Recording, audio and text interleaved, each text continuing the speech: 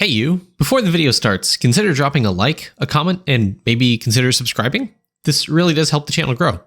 On to the video. Hey guys, it's Vane here, back here with another account review. Today we're doing a very special midweek review, post-workout account review for OxyGenSix, whoever.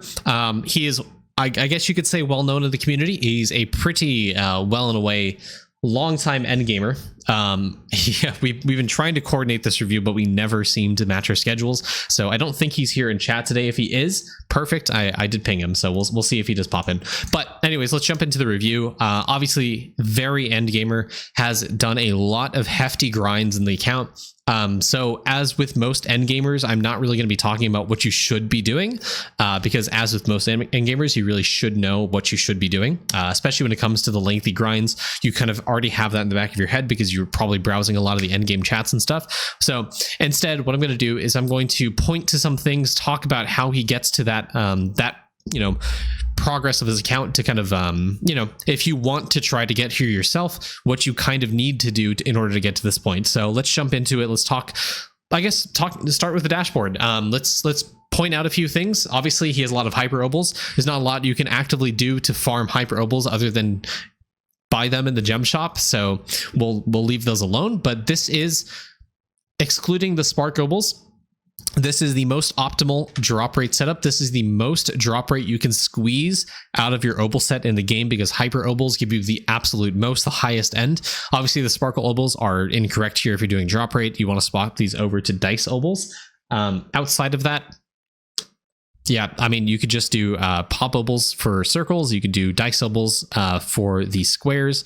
Magma obels, domio obels are the best still, and obviously sparkle obels, drop rate obels are the best. Anyways, so yeah, moving away from obels, let's talk about shrines. So recently we had the ballot bonus for 2x shrine exp. It was a true multiplier to shrine exp. So what that means is that ballot bonus was taking whatever shrine percent multiplier you had before from leveling up and in construction, and the gold cheese and the beanstalk and all the gold food effects you had, it was multiplying that by a true, I think the base amount's like 1.5x or so from wiki, or from the ballot bonus without any multipliers. I don't even know. But the wiki has all of these bonuses and how they scale. I would highly recommend looking at this, especially to help inform your vote. But as we know, democracy is a lie. Democracy is dead in 2025. That is a discussion for another topic. I actually specialize in democratization, so I'm happy to talk about that. But this is an Idleon chat, and we're not talking about democracy here. Democracy is out the window. It's full autocracy here. Anyways, let's talk about, was it Shrine? So it's the base bonus is 1.53. So 1.53, and this gets scaled by balance bonus multiplier you get from like the events, from Equinox, from summoning, endless summoning, that is. So there's a lot of sources of ballot bonus multiplier, but all that to say, that shrine bonus multiplier from ballot bonus was extremely good for helping level up your shrines. It was fairly easy if you'd stocked up a bunch of candy to level up shrines, because fun fact, using candy does level up shrines so long as the shrine is in the same map or in the same world as your character, depending if you have those bonuses from sailing. We'll get to those in a second to talk about what bonuses affect shrines and so on. But yeah. Yeah, using candy levels up shrines. It also progresses refinery, sorry. It progresses anvil. It progresses worship charge. That's the other one.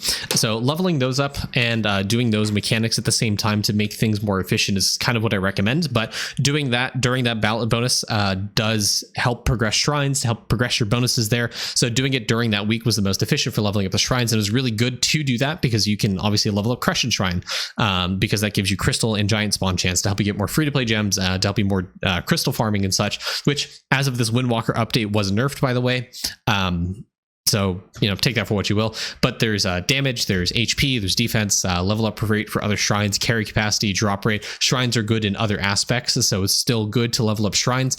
Be mindful that shrines only level up when your character is either in the same world as them, depending if you have the bonus that allows you to do that, or in the same map as them, which is universal across any bonus you have.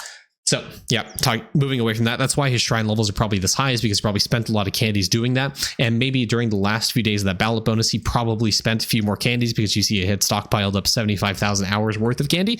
So it's entirely possible he could have pushed these shrines up to 30 and had plenty of candy to spare. So moving on to statues, these are really good statue levels. Obviously, the big things to point out for me personally, what I look at and what I'm interested in for what stage of endgame I'm in is Divinity EXP, the Villager statue, and Dragon Warrior. Those ones are insanely powerful, as well as the coin percent, I guess you could say, and maybe Construction EXP. Those ones are pretty good. Maybe Construction EXP less. Whatever. The Mining statue, the Lumber Bob statue, Old Reliable, Feasty statue. There's actually a lot of good statues. I don't even know why I said there's only like 4 I'm interested in. There's a lot more than that, but all these statues are really good. There's no reason not to farm statues. If you don't know what to do with your character, just kind of stick it on a statue grind and just kind of go ham. Any of these early statues except Ka-Chow, you can kind of farm in World 1. Getting into like Thick Skin, Ocean Man, these are kind of World 2, and then getting into the box statue, the 2 soul statue, the EXP statue, and construction statue. These ones are World 3 specific. World 4 for this, and this, damage for this, and this, and then World 6 is compost, stealth, essence, and then obviously the World 5 caverns for villager and dragon warrior statue. For the most part, with the exception of box statue, 2 soul, and seesaw, all of these statues and Ka-Chow and Bullseye, those are the ones you want to farm on DK with a Choco chip, which is with as much drop rate as you can, and obviously crystal spawn chance as you can, so you can onyx them, get really high levels. The box statue, 2 soul, and seesaw, those are strictly farmed by elemental sorcerer, because that it's the best for farming those statues. And the same with Bullseye. I would recommend farming it on ES to get more statues that way, and farming AFK, like claiming AFK time on Dragon Warrior and Villager, are the best way to farm those. Yeah, Construction EXP is additive, but still that's 3,000%. If you compare that to a level 10,000 Call Me Bob, which is roughly what I have right now, of which I need to level up, it's only like 28,000, so I'm roughly like 32,000 or so. And this does multiply, does get multiplied by cogs and such. So, it's additive, yes, but it is still a source of Construction EXP. So, it's worth kind of your time in grinding. Yeah. Move on from the dashboard. We talked a lot about the dashboard, but other key things to kind of point out. The bubble level is obviously insanely high. Does a lot of bubble leveling. No stamp left behind probably gave him a lot of these stamp levels at 21,000. And yeah, it's kind of the only things we really want to talk about. I guess we'll get to the refined salts in a second, but I did want to talk about shrines because there's a lot of shrine bonuses in the game. People often get confused how to level up shrines because it kind of gets forgotten about. It's one of the lesser cared about bonuses in the game. So let's talk about kind of shrine boosting and kind of the bonuses for that. So in sailing is, well, actually, let's take it back. In laboratory is probably one of the first sources of lab shrine stuff that you can get here. It's this one, Shrine World Tour. If a shrine is placed within town instead of in a monster map, it will act as though it's placed in every map in that world. So this is what allows you to collect AFK time anywhere in a world and level up shrines. So long as your shrine is placed in World 4 town, if you're AFK on Clammies, for example, you will get AFK time to progress your shrines. This is what makes that possible, is this lab node. So if you don't have this active, shrines do not affect you in the monster maps. So keep that in mind. That's how that works. And then the next upgrade you get for shrines are going to be in sailing. Get bonuses from all shrines from any map. You must be in the same map/world to level them up though. So this again kind of points that out. Wait, hold on. That is how that works. Yeah. It's kind of weird. Yeah. Yep.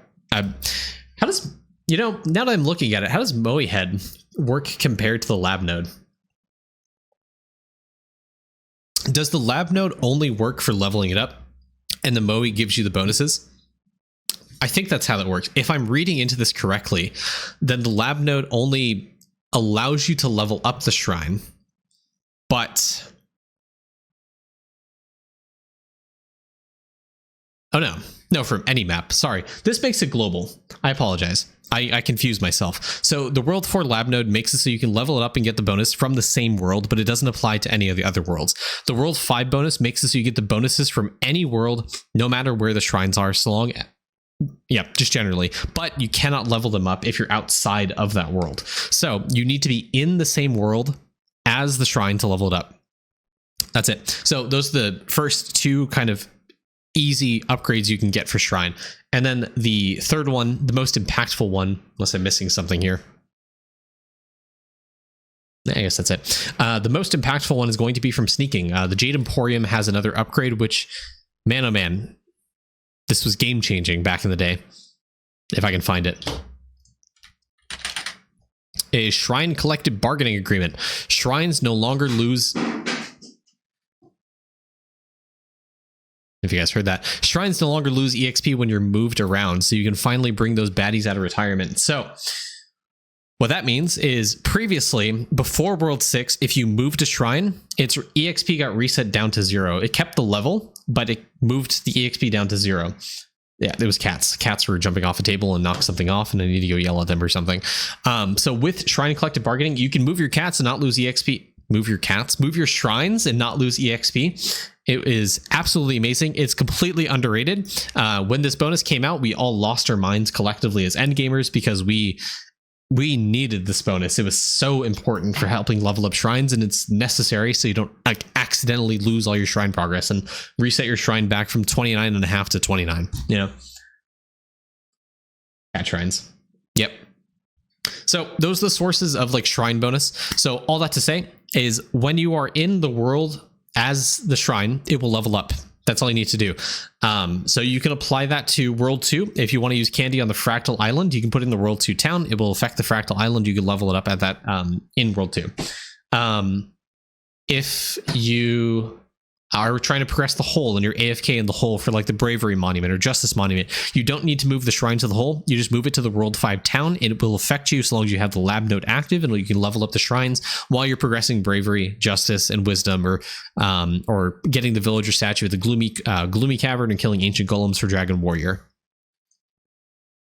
Okay, stamps. I feel like I don't really need to talk about this stuff too much in depth, but Oxy kind of followed the general progression as I recommended most of the IE reviews. A lot of focus on multi-tool stamp. 230 is effectively the cap you can hit on multi-tool stamp with carry capacity and such. Ladle stamp is pretty high at 320. Can you level it up? Yeah, you can technically level this up with a 90%, but I mean, it's fine. You could get more ladle generation from this. I saw someone comment in a recent video, how do you get ladles? So with the sub PT Mad Gaming, thank you so much. But if you stick your characters in cooking and you go AFK, that's how you get ladles. The more cooking efficiency you have, the more ladles you get. It's more effective on Blood Berserker or Deathbringer now because it has talents specific to cooking efficiency and cooking AFK game. Thank you so much for the Twitch Prime sub again, guys. Savage Balrog, thank you so much. Any primers in chat? Moving on. Yeah, so outside of those stamps to focus on multi-tool ladle stamp, you can also focus on mason jar stamp. This is really good for carry capacity because it affects every single carry capacity resource in the game. So it affects bugs, it affects fish, it affects mining, it affects chopping, the other stuff and such.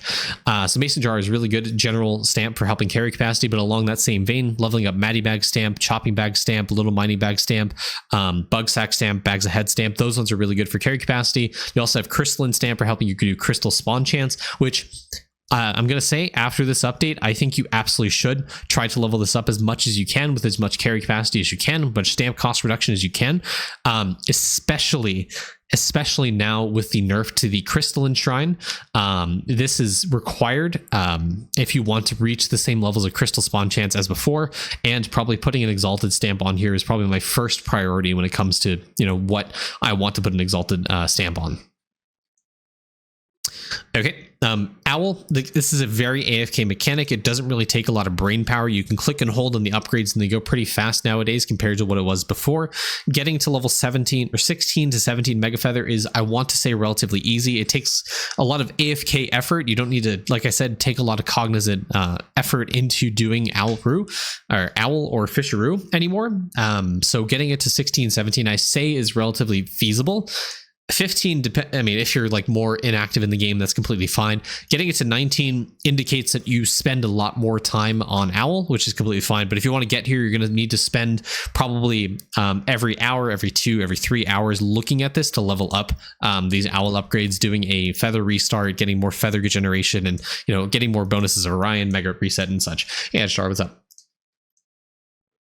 Bubbles. So when you're at this stage of the end game, what I'm looking for immediately is 1500. 1500 is the breakpoint for World 1 to World 5 bubbles, to where they cannot, and I mean this literally, they cannot get hit by no bubble left behind.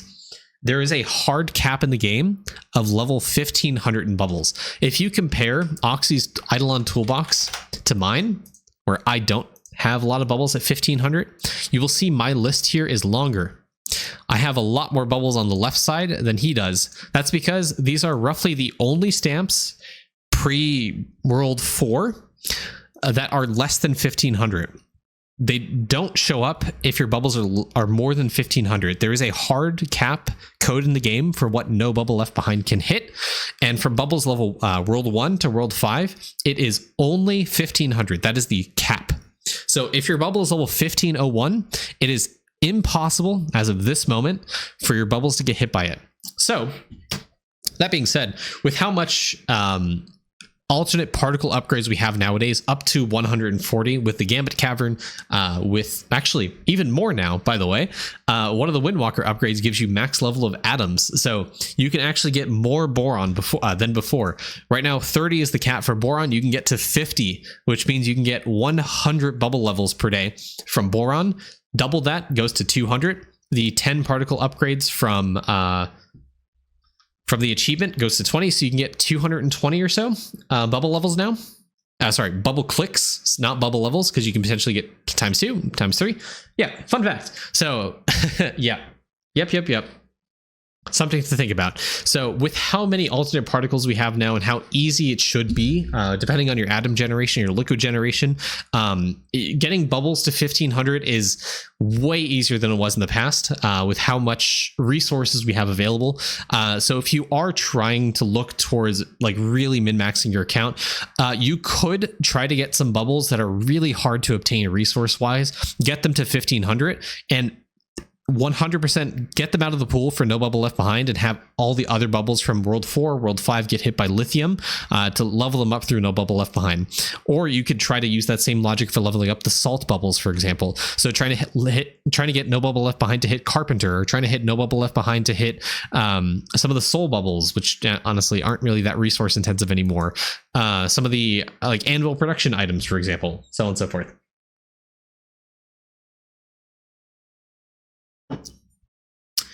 Yep. Okay, let's move on. Cauldron levels are in the 700s or so. Pretty good.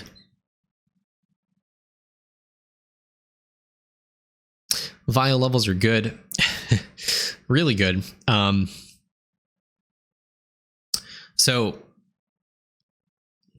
no matter who you are, I genuinely do not recommend, nor would I advise, trying to get Godshard Vial to level 13, nor level 12, nor level 11. Dreadlow even, I wouldn't even recommend getting to 12, 11. These are the easier... these are an absolute pain in the ass to do. They take a lot of effort. And if you're looking on how to do this, I would recommend looking at my stream that I did on Saturday, this past Saturday on the 19th. The day I did that, I went ahead and I got this vial to 13 myself, and I said on stream, perfect, I will get Godshard Vial to level 11, maybe level 12.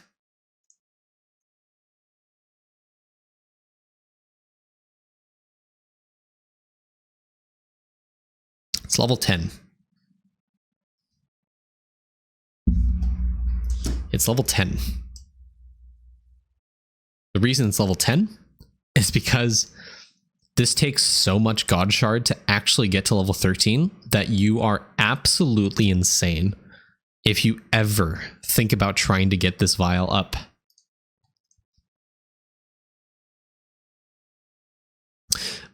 That being said, doing it actively, insane.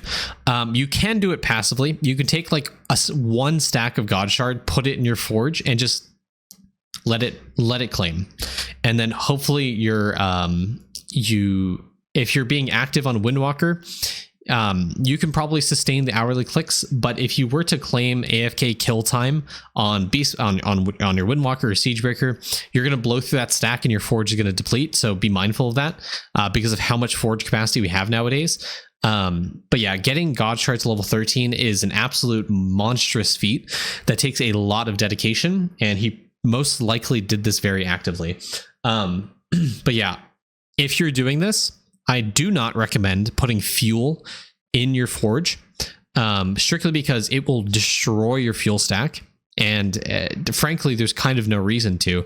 You're going to run out of fuel within like the first 10 claims, if that, and you will lose your green stack. So I wouldn't really recommend trying to do that.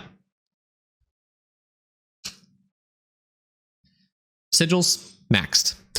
This new arcade shop has a sigil upgrade. No matter what stage of the game you are, I would recommend actually trying to blue ball that arcade shop upgrade, because we don't know if there's going to be a new tier of sigils. We don't know if there's going to be more sigils added. So, you know, in terms of prep for World 7, World 8, I would just still recommend trying to max out all the sources of sigil speed as you can, just to kind of prep for the future. But if you are looking for easy sources of sigil speed, arcade shop is pretty good. There's also the turtle vial. The turtle vial is one of the best sources of sigil speed in the game. Actually, I want to double check. I often get those bonuses conflated. I just assume it gives sigil speed. It does. And there's also summoning. Summoning also gives sigil speed as well. So if you're looking to max your sigils, honestly, the order I would go is obviously unlock the sigils as you go, max out envelope pile, max out pipe gauge. Pipe gauge is pretty good. Trove is pretty good. Peapod is #1 priority, which you want to do because it helps level up your sigils faster. So it's kind of a no-brainer. Emoji Veggie is really good to give you gold food effect. Dreamcatcher is really good for skill AFK gain. Garlic Glove, underrated, but actually a pretty good one. Probably like lower tier of the good one to do. Peculiar Vial, amazing. Absolutely want to do that. Div Spiral, I rate it top tier, like S, honestly. And Jade Coin, A, maybe.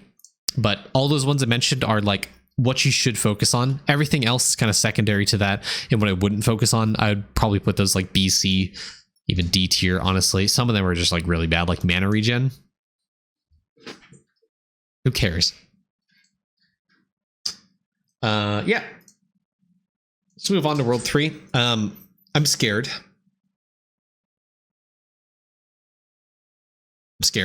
I'm scared to click on Refinery, but you guys can't see me hovering over because my camera covers it. Yep. But the printer is looking pretty juiced, pretty cracked. Not quite at the trillion mark as some endgamers are, so a little bit of work to do. But as I say, and I stand on in every single review, 100 billion copper ore is so easily obtainable if you are in the end game. Even if you're mid game, you're like Sky Doggy Spirits, I think it's realistic for you to push 100 billion copper ore. Why? The hole. That's it. Bravery is a fantastic source of mining efficiency. In fact, I kind of prepped for this section of the video. Let me pop out a desktop view to kind of show you guys. So you will notice my mining efficiency here says 43,656%.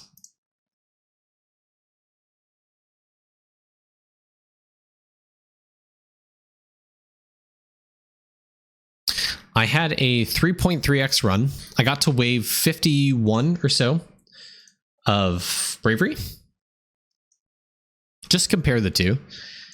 I got 1100% mining efficiency. So that was 300 levels of mining efficiency. I got 1100% mining efficiency. Insane. Especially nowadays where you can 2x multi-tool stamp. That's a lot of base efficiency. So if I were to actually like truly double multi-tool stamp, so this was 2,500 before, now it's 5,000. So I got an extra 2,500 base efficiency. If I times that by the 1,100%, so what's that? That's like 11 times, right? if I times that by 11, now I have 27,500 efficiency. How much efficiency does it take for copper ore to hit its next threshold? I genuinely have no idea, because it's like a really high number now. I think it's in the low digits. So yes, holy shit. Okay, that's a lot of stuff. We'll sort through this off stream. Okay, I wasn't anticipating this, but yeah, Bravery. Granted, I got to really high wave. Granted, it was a 3.3x multi. Granted, I targeted mining efficiency, but take that to heart. If you're doing Bravery, if you're doing the Bravery monument, you should 100% be focusing on mining efficiency because of how powerful it is. And if you somehow manage free to play to get to Cavern 15, even better, because Dragon Warrior statue will scale the mining power you get from the statue, giving you tons and tons of efficiency for you to start really like scaling your mining efficiency bonuses and getting really high prints. But if you want to start scaling your prints early game, copper ore is fantastic because it's easy to scale Bravery. All it takes is going AFK. That's all it is. It's literally going AFK. It's the least effort mechanic you can put into this game. There's absolutely no reason to say that Bravery, like the whole, doesn't solve skill efficiency. It does. It does. Stop saying it doesn't. It does.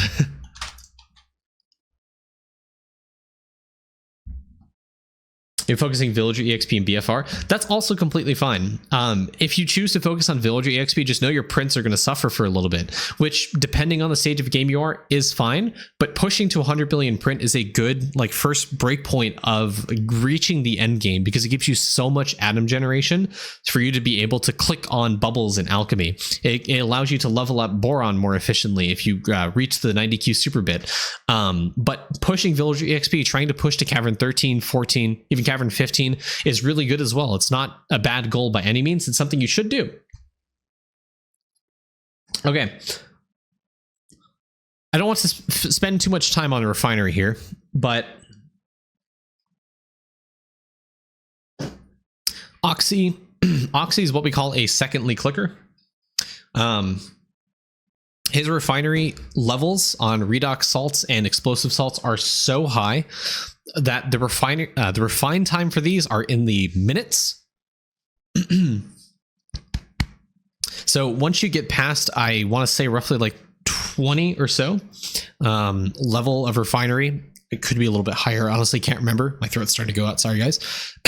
But once you start getting past that level, the level like requirement for the salts reaches 1 million. At that point, 24, sorry. It does not scale in like length of time. It starts shortening the length of time. So essentially it goes faster. So scaling refinery speed and scaling, scaling, you know, as much refinery speed as you can starts reducing that time even further. So leveling it up becomes easier and easier. And because of the hole, we now have Pocket Divinity, so you can link to multiple gods. So linking to Omnifau, if you're free to play, if you're dootless, that is, will allow you to level up refinery even faster. So claiming AFK time can help you progress refinery. So if you want to scale refinery, linking to Omnifau is really important. And being on top of your refinery, really claiming it every single time and trying to level up red salts. Don't do what he did and like over level orange salts. I guess if you're at this stage, it really doesn't matter. But yeah, that's if you were trying to scale like red salts, if you're trying to scale orange salt levels or just like refinery levels, it just takes time. Claiming AFK time as efficiently as you possibly can, trying to match your AFK hours on your character to what your refinery cycle would be to level up that would help with that refinery speed. You can also exalt the refinery stamp. Exactly. It's not too significant of an increase, the stamp that is, but as you can see here, it's like a third the level of construction mastery, so getting building levels may be more important, but still, if you're looking for sources of refinery speed, the stamp is a source of refinery speed that you could rely on, and you can maybe exalt to get even faster cycle time. That's just disgusting. 515 on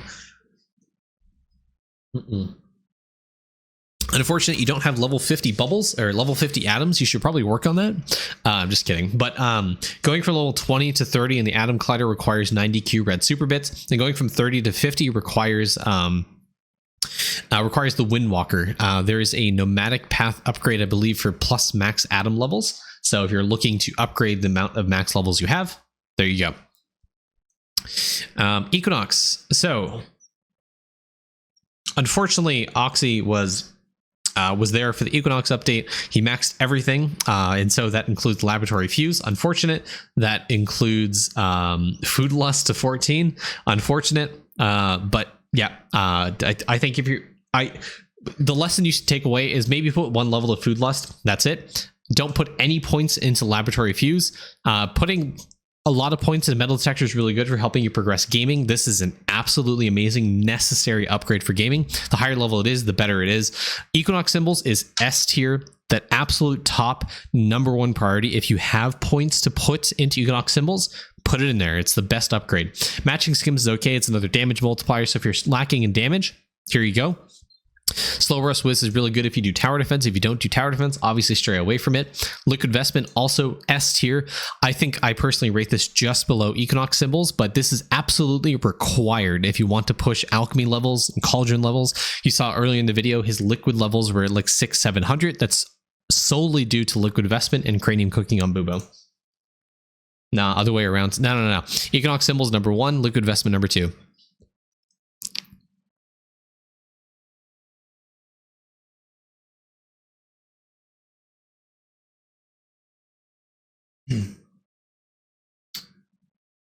Death Note. Good. He's got 1 million kills on Glunko. Yep.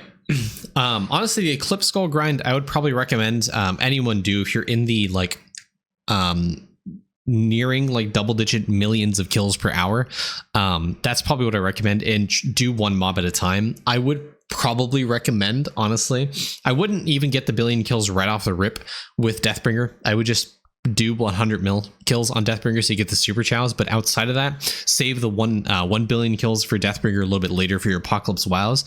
I would probably push that when you're nearing like the 50 to 100 million kills per hour, depending on the mob. Like Early World 1 is, I'm kind of basing it off Green Mush, doing that to help you scale. Otherwise you could just be wasting time, and you could instead stick your Deathbringer into cooking to get ladle generation, for example, to help cooking, or doing active Deathbringer for bone farming. Ooh, okay, so Oxy is slacking on the tower defense. Roughly 200 Goblin Gorefest, 200 Walk of War, 200 Acorn Assault, and starting to taper down like 190, 180, so on, is kind of like the caps, depending how insane you are for worship. I particularly find this insulting because he has obviously maxed out Slow Roast Wiz. There's no reason he shouldn't, or he can't push this higher. He absolutely can. And he's got all this maxed out. Good. You never know. Cool. Does he have maxed meals? Probably not, but do be cognizant, Oxy, that you do have Food Lust bonuses. I would honestly check this every single day. Honestly, whenever you kill a random event boss, I would look to see if you can put ladles into something.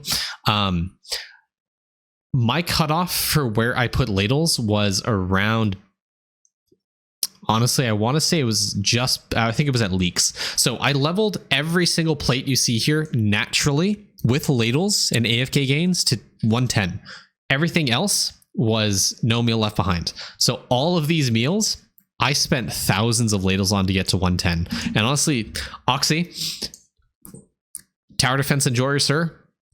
Cannoli, 110. Hello. Insulting. But especially nowadays with Windwalker, you want to really focus on pet breedability. So focusing on Eggplant to 110, getting a high ribbon on this to help you with that so you can get crit chance on Windwalker. It's probably something you actually want to do. It's probably one advice I can kind of point to that you can actually put into action right now. It's going to help you.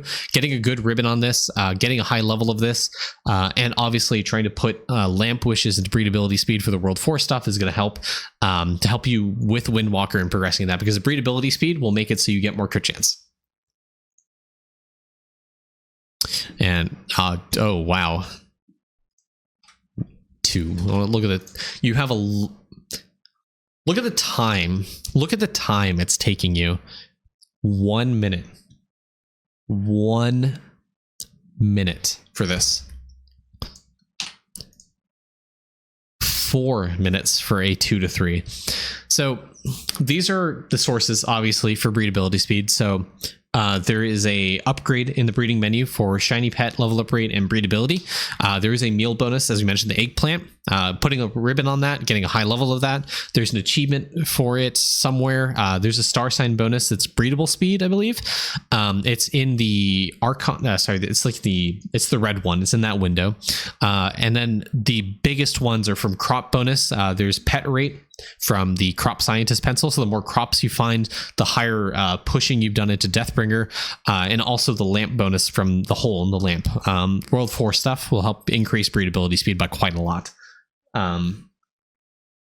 Yeah, if you compare that to mine, which I've spent a lot of time on World 4 stuff, my breedability speed is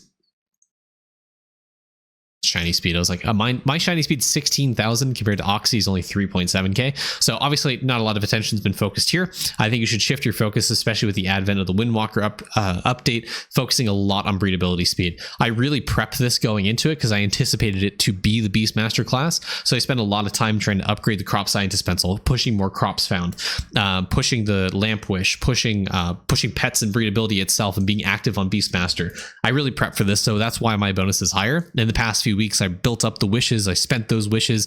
I put a high level ribbon on the eggplant to help increase that breedability speed. So by no means was he wrong to do what he did. Yeah, I even think it's capped. So eggplant, wherever it is, there it is, 110 with a tier 8 ribbon. It's only tier 8. Chat, we got to correct this actually. Give me a sec. This is something that needs correcting. Do I have a tier 8 ribbon? I don't.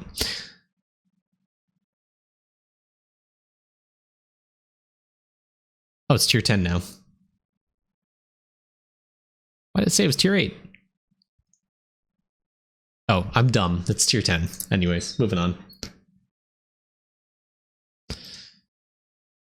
I won't touch Rift. I feel like there's not much for me to talk about. Maybe get breeding to 1,000.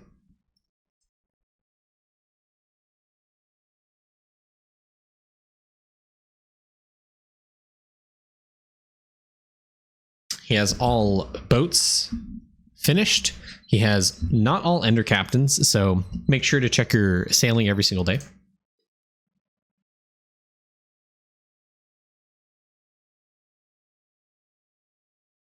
And he's pushing purple bits. Okay, so there is, I don't know if this is still a thing in the current game. I don't know if it's been updated in the recent patch, but if you do get to 9.99 trillion purple bits, you can actually upgrade the sprout capacity 4 times. So you can get 24 out of 24 spots on the gaming garden. It takes a lot of time. So if you're at this stage and you're willing to push it, obviously getting a bigger nugget, 1 billion isn't enough to push purple bits. So getting into like 5 billion, 10 billion, spending a lot more time in gaming, obviously days worth of gaming, like really active gaming is something you could do to push it. But if you are looking to get those extra sprout capacities, you're going to take a lot of time. But the good news is once you get to 9.99 trillion, the cost scaling doesn't increase. It stays at 9.99 trillion.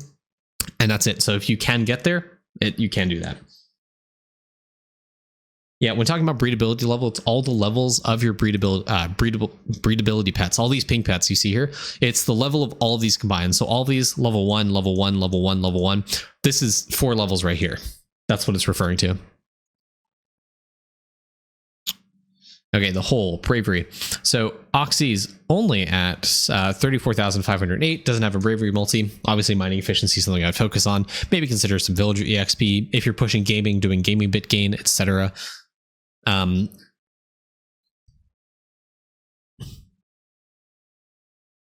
the distribution here? This seems, in my opinion, this is pretty poor distribution on the bell. I would, yeah, I would probably put Belaya on the bell study, push it to like 320, 340, get a few extra levels, do a bell reset.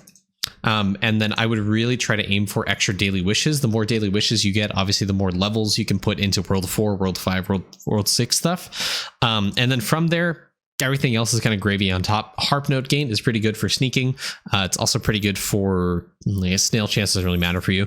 There's double torch chance for pushing Sanctum, depending what level Sanctum you are. Never mind, forget about it. Extra rupee chance is nice for the jars. It's, you know, it's kind of good to get that. You have 100 trillion across them. I see you're trying to get all the collectibles, which is a hard fought battle to do. So good luck on that, my friend.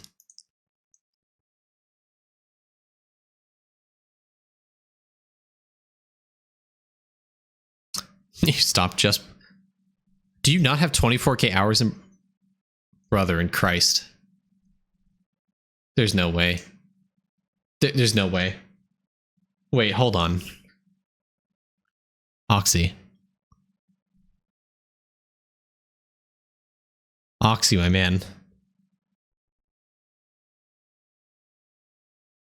Oxy, my man. I literally just had a rant about Bravery mining efficiency. No, it's not a week old. It's 3 days old. Oxy. You gotta be kidding me. So.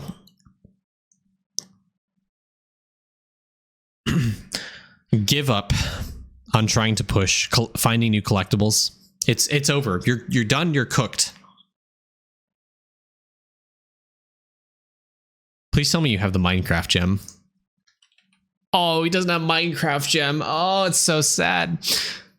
Every single character goes on Bravery right now until you get to 30k hours. 30k hours or bust.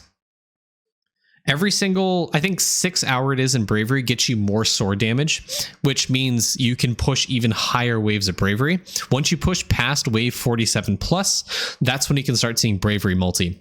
It's a very low chance, but there's a chance you can get it. What that does, it gives you a lot. It gives you so much gaming bit gain. It gives you so much villager EXP, cooking speed, BFR, mining efficiency, bell ping and ring rate, monument AFK gain, straight to jail. This is criminal for an endgamer. I cannot believe, Oxy, that this is 15,000 hours.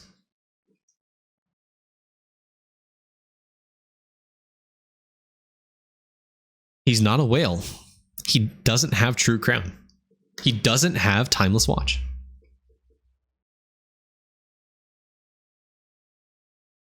How many crops do you push to? That's pretty good. That's pretty good. That's honestly a good stopping point for crops. I'm not gonna lie. Sneaking. My personal recommendation: get all your gemstones to 100k. Long grind. Double meteorite. Push sneaking. If you're early game with the Windwalker up advent, getting into Mastery 2, absolute joke. Getting to Mastery 3, even more of a joke. But still, I would recommend at least a 1k gemstone grind. That should be relatively feasible. You know, even the new ones that were introduced, I would still recommend getting them to 1,000. It should be relatively easy. Especially now with all the sneaking percent that we get, especially with the higher levels of charms that we get, it should be relatively easy and kind of a joke at this point to push sneaking into Mastery 2. Mastery 3 is even better because it gives you +5 minimum talent levels, which is really good for master classes because it helps you push even higher levels of the talents, which we're severely lacking points for. So it's just really, really good. Anyways, moving on to summoning. Most of the summoning has, at least for the essence doublers, it has... Sorry, the summoning star doublers, it has two different modes. One, when you're focusing on essence generation, and the other when you're focusing on pushing. If you're focusing on pushing, all the damage ones and mana regen ones do not double the jeweled cards one. You can double the final card one, that's completely fine, but just damage and mana generation is all you want to focus on. If you're focusing on essence generation, obviously just put everything on essence generation. So all the green ones, all of the white ones, all of the red ones. I personally put yellow on kind of a lower tier, just compared to the other colors. If you're lacking on stars to double, yellow's kind of low bottom tier of what you want to do. And then Beanstalk, obviously, oh wow, not even done with the golden bread grind, but how many call tickets do you have?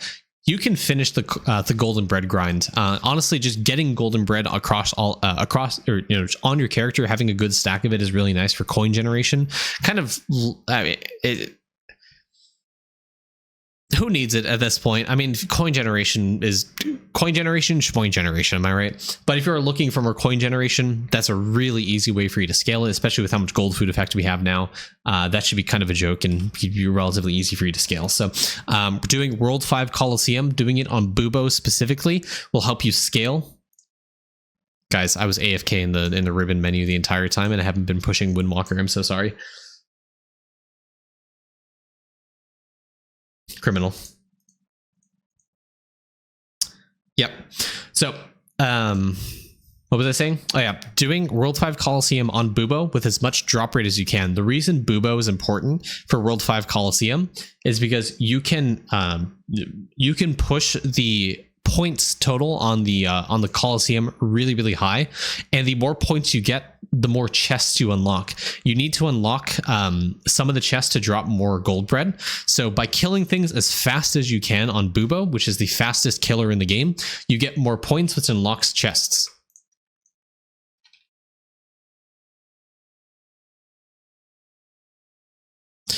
The breakpoint for chests that you're looking for is roughly 25.6 for third bronze, 28 mil for the second gold chest. The only way it is possible for you to hit these later chests is on Bubo, because it kills things the fastest. So you want to drop Auspicious Aura on each of the platforms, going one by one. And then just pressing next wave as fast as you can to try to push that, because that'll give you the most amount of points possible. It'll give you the highest point multiplier to help you push the points to get into the second gold chests and like third bronze chests and such, to give you more gold bread and other and like gold tickets and such. Okay, lots of general stuff. I hope talking about this endgame account gave some insight for someone who is more early game. Of kind of how you get to this point, and kind of the blasphemous things endgamers still do that kind of boggle my mind. But hopefully you gain some perspective from this. Let me know what you think in the comments below. I look forward to reading every single one of them, as I do most of the videos. My voice is starting to go out, so I will see you guys in the next video. Have a great day. Bye.